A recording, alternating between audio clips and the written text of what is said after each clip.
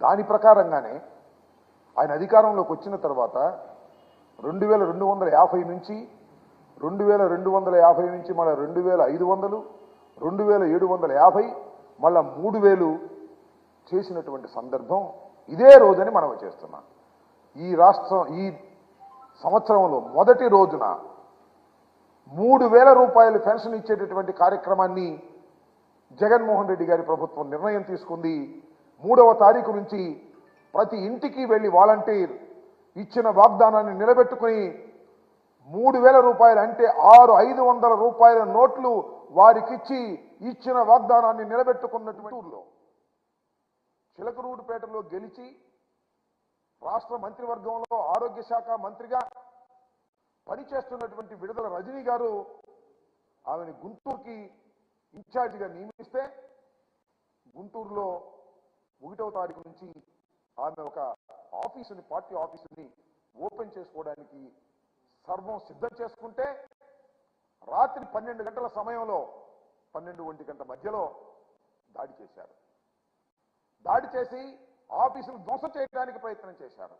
Office మీద రాళ్లు వేశారు, బ్యానర్లు చించివేశారు. స్పాట్లో పోలీసులు వచ్చి ఒక గుంపును పట్టుకున్నారు. ఆ గుంపు ఎవరై అంటే అందరూ తెలుగుదేశం వాళ్ళే. తెలుగుదేశం వాళ్ళు ప్రీ ప్లాన్డ్గా రజనీ గారి ఆఫీసు మీద దాడి చేసి హింసను సృష్టించాలని, అరాచకాన్ని సృష్టించాలని ప్రయత్నం చేయటం చాలా దురదృష్టకరమని మనం చేస్తున్నాను. ఒక బీసీ మహిళ ఆమె ఇక్కడికి వచ్చి ఆఫీస్ ఓపెన్ చేస్తుంటే ఎందుకు మీకు కలుపుకుంటుంటున్నా? దమ్ముంటే గెలవండి అంటున్నా. దమ్ముంటే పోటీ చేసి ఆమెను ఓడించేటటువంటి పరిస్థితి ఓడించాలి, అంతే తప్ప ఓడించలేమని తెలుసుకొని ఆమె మీద, ఆమె ఆఫీసు మీద దాడులు చేసేటటువంటి కార్యక్రమం చేస్తున్నారు. ఒక ఉగ్రవాదిగా తయారయ్యారు, ఒక హింసావాదులుగా తయారయ్యారు, ఒక అరాచకవాదులుగా తయారయ్యారు.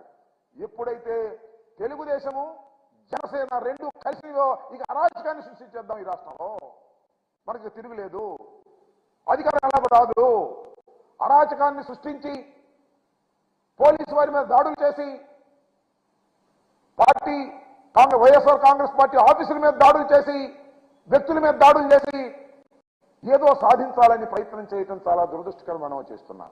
ఇదే సందర్భంలో మరొకటి గుర్తు చేయాలి. ఖమ్మం నేను మ్యారేజ్కి వెళ్తే, ఒక వివాహానికి వెళ్తే ఖమ్మంలో నా మీద దాడి చేయడానికి ప్రయత్నించారు తెలుగుదేశం వాళ్ళు. ఒకే వర్గానికి చెందిన వారు దాడి చేసి నన్ను అల్లరిపాలు చేయాలనేటువంటి ప్రయత్నం చేశారు. ఈ విధంగా ఎక్కడ పడితే అక్కడ దాడులు చేయాలి. మాకు తెలుగుదేశానికి జనసేన కలిసి వచ్చింది. రెండు అరాచక శక్తుల కలయిక వల్ల ఈ రాష్ట్రం సర్వనాశనం అయ్యేటటువంటి పరిస్థితికి తీసుకొస్తున్నటువంటి పరిస్థితులు కనిపిస్తున్నాయని మనం చేస్తున్నాం. పిచ్చిపోతున్నారు. జనసేన అధ్యక్షుడు ఇలా లైవ్ లో చెప్పు తీస్తాడు.